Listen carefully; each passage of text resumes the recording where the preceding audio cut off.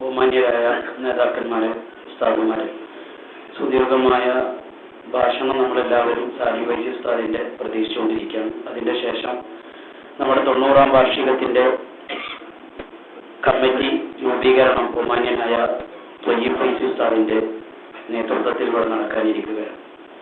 ഈ സന്ദർഭത്തിൽ വളരെ സന്തോഷമായി നിങ്ങളെ ഓർമ്മപ്പെടുത്താനുള്ളത്, ഏറെ കാലങ്ങളോളം ആഗ്രഹിച്ച ഒരു പ്രധാനപ്പെട്ട ഒരു ധർമ്മമാണ് SKSSFന്റെ സന്നദ്ധ വിഭാഗമായ വിക്കായിലൂടെ ഈ വർഷത്തെ ഹജ്ജ് കർമ്മത്തിൽ കാണാൻ സാധിച്ചത്. കാരണം പലപ്പോഴും തലതാഴ്ത്തി പോകുന്ന പല വർഷങ്ങളും ഞങ്ങളെപ്പോലത്തെ സംഘടനാ പ്രവർത്തനങ്ങളിലുള്ള ആളുകൾക്ക് പല വർഷങ്ങളും ഹജ്ജിന് വരുന്ന സമയത്ത് മറ്റുള്ളവരുടെ പ്രവർത്തനങ്ങൾ കാണുമ്പോൾ നമ്മുടെ ഈ സമസ്തയുടെ പേരിൽ ഒരു 4 പ്രവർത്തകന്മാരെ കാണാൻ സാധിക്കുമോ എന്ന് പലപ്പോഴും ഒമാനുൽ ഉസ്താദുമായി പലപ്പോഴും പങ്കുവെക്കാറുണ്ട്. പക്ഷേ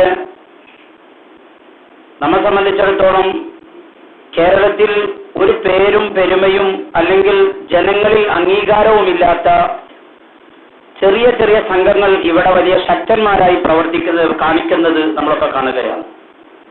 അവർക്കൊന്നും നാടുകളിൽ വേണ്ടതുപോലെ മഹല്ലത്തിന്റെയോ അല്ലെങ്കിൽ പൂർവികരുടെയോ ഒരു പാരമ്പര്യവും അല്ലെങ്കിൽ അവർക്ക് പിന്തുണയും ഇല്ലാത്ത ആളുകൾ ഇവിടെ വരുമ്പോൾ ഗവൺമെന്റ് ഹാജിമാരുടെയും അതുപോലെ തന്നെ പ്രൈവറ്റ് ഗ്രൂപ്പുകളുടെ ഒക്കെ ഇടയിൽ വന്നുകൊണ്ട് അവരുടെ ആ മേധാവിത്യം കാണിക്കുമ്പോൾ പലപ്പോഴും ആലോചിക്കാറുണ്ട്, പടച്ചവനെ, കേരളീയ മുസ്ലിമീങ്ങളുടെ അഭിമാനകരമായ അസ്തിത്വം ഉണ്ടാക്കി കൊടുത്ത സമസ്ത കേരള ജമിയത്തുൽ ഉലമയുടെ ഒരു സന്നദ്ധ വിഭാഗം ഈ മക്കയിൽ നമ്മുടെ ഹാജിമാർക്ക് സേവനം ചെയ്യാൻ പടച്ചവൻ എന്ന് കാണാൻ സാധിക്കുമെന്ന് പലപ്പോഴും ആലോചിക്കാറുണ്ട്.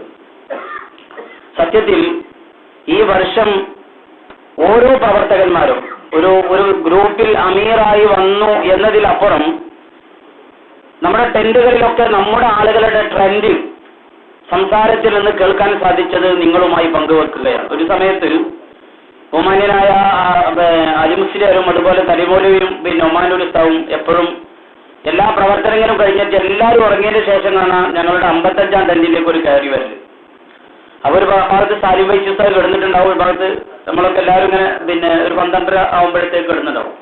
ഇന്നത്തെ നടന്ന പ്രവർത്തനത്തെ കുറിച്ച് വിലയിരുത്താനാണ്.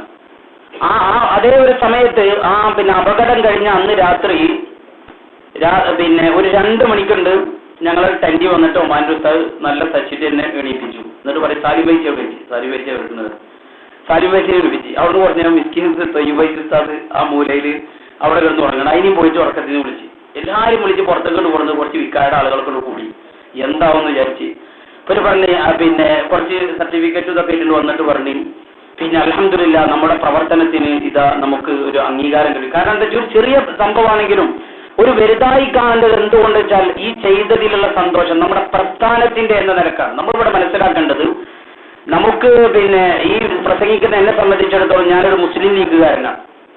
ഞാൻ അതിനു വേണ്ടി പിന്നെ സജീവ പ്രവർത്തകനല്ലെങ്കിൽ പോലും ഞാൻ അതിന്റെ അനുഭാവിയും അതിനെ പിന്നെ ഇഷ്ടപ്പെടുന്ന ആളുമാണ്. ഈ ഇരിക്കുന്ന ആളുകളൊക്കെ ഏറെക്കുറെ അങ്ങനെ ആയിട്ട്. പക്ഷേ KMCCയെ സംബന്ധിച്ചിടത്തോളം അത് പടർന്ന് പന്തലിച്ച് ഒരു വടാവൃക്ഷം പോലെ കിടക്കുന്ന പ്രവർത്തനങ്ങൾ സമൂഹത്തിന്റെ ഇടയിൽ ശ്രദ്ധേയമായിക്കൊണ്ടിരിക്കുന്ന സംഭവമാണ്. പക്ഷേ അതിനൊക്കെ കാണുമ്പോൾ KMCCയെ സംബന്ധിച്ചിടത്തോളം അല്ലെങ്കിൽ പിന്നെ അതിനൊക്കെ നമ്മൾ ഇഷ്ടപ്പെടുന്നതാണ്, നമ്മളെ ഏറെ മുന്നേ കാണുന്നതുമാണ്. പക്ഷേ നമ്മുടെ പ്രസ്ഥാനത്തിന്റെ സമസ്ത കേരള ജമിയത്തുൽ ഉലമയുടെ ഒരു ബാനറിൽ ഒരാളെ കാണാൻ ആഗ്രഹിക്കുക എന്നത് അതൊരു പിന്നെ സമസ്തയുടെ പ്രവർത്തകനെ സംബന്ധിച്ചിടത്തോളം ഒരു നിർണായകമാണ്, ഒരു പ്രധാന ലക്ഷ്യമാണ്. അവിടെ ഒരാളെ കാണുക എന്നത് നമ്മളൊക്കെ ഇഷ്ടപ്പെടുന്നത് എന്തുകൊണ്ട്? അത് മറ്റൊന്നിനെ തകർക്കാനോ അല്ലെങ്കിൽ ഒന്നിനെ പരാജയപ്പെടുത്താനോ അല്ല, മറിച്ച് നമ്മുടെ ഹൃദയാന്തരങ്ങളിൽ നമ്മൾ സ്നേഹിക്കുന്ന സമസ്തയുടെ ഒരു പിന്നെ ബാനറിൽ ഒരാളെ കാണുമ്പോൾ ഉണ്ടാകുന്ന ഒരു സന്തോഷം ചില്ലറയല്ല. 313 ആണെങ്കിലും മിനയിൽ ഒരു 3000 ആളുകളുടെ ഒരു പിന്നെ മീനിയാണ് നമുക്ക് കാണാൻ സാധിച്ചത്. എവിടെ നോക്കുമ്പോഴും വിക്കായുടെ ആളുകൾ. കാരണം എന്തൊരു സന്തോഷമായിരുന്നു. ഒരു ഭാഗത്ത് RSSന്റെ ആളുകൾ നടക്കുമ്പോൾ ഒരു ഭാഗത്ത് മറ്റുള്ള ആളുകൾ നടക്കുമ്പോൾ ഇവിടെ വളരെ മനോഹരമായിട്ട് വിക്കായുടെ ആ നീല കൂട്ടം ധരിച്ചിട്ട് മനോഹരമായിട്ട് നടക്കുന്ന ഒരു സാഹചര്യം. അതുകൊണ്ട് തന്നെ ഞാൻ എന്റെ സഹപ്രവർത്തകന്മാരുടെ സന്ദർഭത്തിൽ ഓർമ്മപ്പെടുത്തുന്നത്, ഇവിടെ അമ്മയോട് ചോദിച്ചിട്ടൊന്നും മുളരക്കാൻ പറ്റില്ല. അങ്ങനെ ആരും കരുതൊന്നും വേണ്ട. വിക്കായയുടെ പ്രവർത്തനം അല്ലെങ്കിൽ സമസ്തയുടെ പ്രവർത്തനം, എസ്കേഎഫിന്റെ പ്രവർത്തനം എന്ന് പറയുന്നത് നമുക്ക് നമ്മുടെ പൂർവികരാകുന്ന കഴിഞ്ഞുപോയ മഹാരഥന്മാരാകുന്ന പണ്ഡിതന്മാർ നമ്മുടെ കയ്യിലേൽപ്പിച്ചിട്ടുള്ള ഈ പരിശുദ്ധമായ അഹ്ലുസുന്നത്തി വൽ ജമാഅത്തിന്റെ ഈ ദീപശിഖ എന്ന് പറയുന്നത് ലോകത്തിന്റെ അട്ടദിക്കുകളിൽ ഉയരേണ്ട ശബ്ദമാണ്. അതുകൊണ്ട് തന്നെ മക്ക എന്ന് പറയുന്നതും മദീന എന്ന് പറയുന്നതും സമസ്തയെ സംബന്ധിച്ചിടത്തോളം അഭേദ്യമായ ബന്ധമുള്ള സ്ഥലമാണ്. അതുകൊണ്ട് തന്നെ നമ്മളൊക്കെ ഇൻഷാ അല്ലാഹ് ഇനിയും വരും വർഷങ്ങളിൽ ഒന്നും കൂടി സജീവമായി പ്രവർത്തിക്കാൻ നമുക്ക് സാധിക്കണം. പിന്നെ ഇതിനുവേണ്ടി പലപ്പോഴും ഇപ്പൊ നമ്മളൊക്കെ കേട്ട ഒരു സംഭവം നിങ്ങളുടെ മുന്നിൽ പങ്കുവെക്കുകയാണ്. എസ്കേഎഫിന്റെ വിക്കായ ഇറങ്ങിയപ്പോ പല ആളുകൾക്കും പലതും അത് ആര് എന്ന് വെക്കണ്ട, എല്ലാവരും ഇങ്ങനെ ചർച്ച തുടങ്ങി. ഓരോ ഭാഗത്ത് ഇങ്ങനെ ചർച്ച, ഇത് അതിനെ തകർക്കാനോ ഇതിന് എന്ത് തകർക്കണമെന്ന്. സുപ്രഭാതം ഇറങ്ങിയപ്പോ എന്തെല്ലാം പ്രശ്നങ്ങൾ ഉണ്ടായി. ഇങ്ങനെ ഓരോന്നിറങ്ങുമ്പോണ്ടാവും. പക്ഷെ നമ്മൾ ആരെയും തകർക്കാനല്ല. നമ്മുടെ നായകന്മാർ പാണക്കാട് സദാത്യങ്ങളാണ്.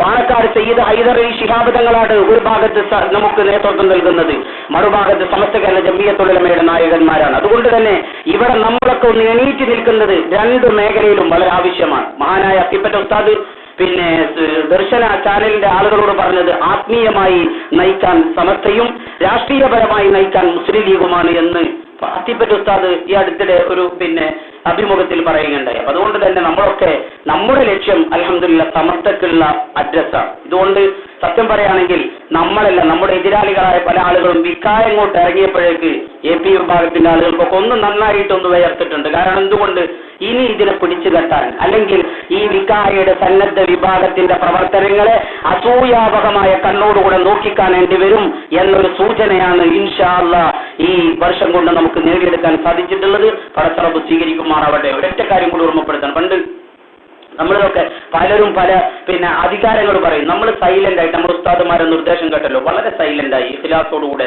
അധികാരം ആരുപയോഗിച്ചോട്ടെ, അതൊന്നും പ്രശ്നമില്ല. പണ്ടൊരു ചെങ്ങായി തെണ്ടാൻ വരുന്ന ഒരാളുണ്ടായിരുന്നു. അയാൾ ഇങ്ങനെ തെണ്ടാൻ വേണ്ടിയിട്ട് ഇങ്ങനെ നടക്കും. നടന്ന കൂട്ടത്തിൽ ഒരു വീട്ടിലേക്ക് കയറിയിരുന്നു. റോട്ടിൽ നിന്ന് കുറച്ച് ഉള്ളിലേക്കാണ് വീടുള്ളത്. അപ്പൊ ഇയാള് തെണ്ടാൻ വേണ്ടി അവിടെ ചെന്നപ്പോ അവിടുത്തെ ഗ്രഹനാഥൻ അവിടെ ഇല്ല. അങ്ങനെ വന്നപ്പോ കുറെ നേരം ബെല്ലൊക്കെ അടിച്ചിട്ട് ഇങ്ങനെ നിന്നിട്ട് കുറച്ച് കഴിഞ്ഞപ്പോ ആ വീട്ടിലെ ഗ്രഹനാഥന്റെ ഭാര്യ വന്നു. എന്തെന്ന് വെച്ചു, എനിക്ക് എന്തെങ്കിലും തരണം, ഞാൻ വാങ്ങിക്കാൻ വേണ്ടി വന്നു ചോദിച്ചു പറഞ്ഞു. അപ്പൊ അടുത്തേക്ക് സ്ത്രീ പറഞ്ഞതരെ ഇവിടെ ആരും ഇല്ലല്ലോ, ഇവിടെ ആണുങ്ങളൊന്നുമില്ല, മടങ്ങിപ്പോയിക്കോളൂ എന്ന് പറഞ്ഞു. അയാൾ അവിടുന്ന് മിസ്കീൽ അവിടുന്ന് മടങ്ങിപ്പോന്നു. കുറച്ചിങ്ങോട്ട് പഠിക്കൽ വീട്ടിൽ നിന്ന് കുറച്ചിങ്ങോട്ട് നടക്കണം റോഡിലേക്ക്, കുറച്ചിങ്ങോട്ട് നടന്നു പോന്ന് പഠിക്കെത്തിയ പണ്ടത്തെ ഗ്രഹനാഥൻ തിരിച്ച് അങ്ങോട്ട് വീട്ടിലേക്ക് വരുന്നു. എന്തെന്ന് ചോദിച്ചു, ഞാൻ എന്തെങ്കിലും തെണ്ടാൻ കിട്ടാൻ വേണ്ടി വന്നതാണ്, പക്ഷെ അവിടെ വന്നപ്പോ എന്താ പറഞ്ഞു വെച്ചാൽ അവിടെ ആരും ഇല്ലാന്ന് പറഞ്ഞു. ഇന്ന് വായോ എന്ന് പറഞ്ഞു. അപ്പൊ ഈ സാധനം ഭയങ്കര സന്തോഷമായി. കുറച്ചോന് ഒന്നും ഇല്ലാതെ വിളിച്ചോണ്ടല്ലേ തിരിച്ച് അങ്ങനെ കൊണ്ടുപോയില്ല, എന്തെങ്കിലും തരാനാവുന്നു. അങ്ങനെ കൊണ്ടുപോയിട്ട് ഇയാള് മുറ്റത്തുനിന്ന് കോലാമൽക്കന്ന് കയറി നിന്നിട്ട് പറഞ്ഞതരാ. ഇയാൾ പറഞ്ഞതരാ, ഇവിടെ ആരും ഇല്ലാന്ന് പറയാനുള്ള അധികാരം ഓർക്കണ്ട, ഇവിടെ ആരും ഇല്ലാന്ന് പറയാനുള്ള അധികാരം എനിക്കല്ല, ഇവിടെ ആരും ഇല്ലാന്ന് പറഞ്ഞിട്ട് ഇവിടെ ആരും ഇല്ലാന്ന് പറയാനുള്ള അധികാരം ഓർക്കണ്ട, ഇവിടെ ആരും ഇല്ലാന്ന് പറയാനുള്ള അധികാരം എനിക്കുള്ളൂ, ഇവിടെ ആരും ഇല്ലാന്ന് പറഞ്ഞു. എന്താണ് അപ്പൊ ഇതിന്റെ അർത്ഥം?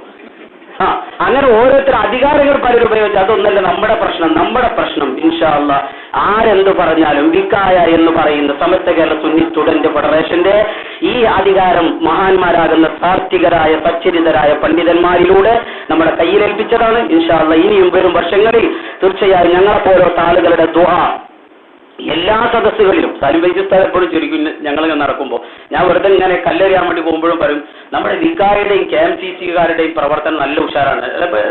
STP-കാരെ കാണുമ്പോഴോ വല്ല AP-കാരെ കാണുമ്പോഴോ അല്ലെങ്കിൽ തരിമട ആളുകളെ കാണുമ്പോഴോ വെറുതെ ഇങ്ങനെ പറയും, മുമ്പിലുള്ളവരും ഒരു അടിപടിക്കാൻ നിൽക്കേണ്ടത് വരും. ഇതിന്റെ മുന്നേ കഴിഞ്ഞ പ്രാവശ്യം വന്നപ്പോൾ കാത്തിബൈജി ഉണ്ടാകുമ്പോൾ അപ്പൊ അന്ന് KMCC ഉള്ളു. അപ്പൊ KMCC-യിൽ പുകഴ്ത്തും.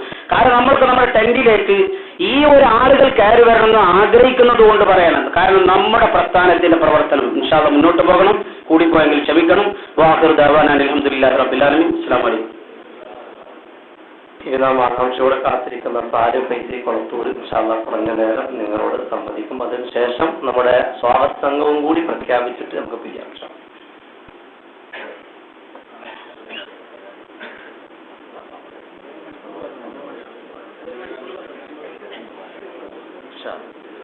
അസ്സലാമു അലൈക്കും വറഹ്മത്തുള്ളാഹി വബറകാതുഹു.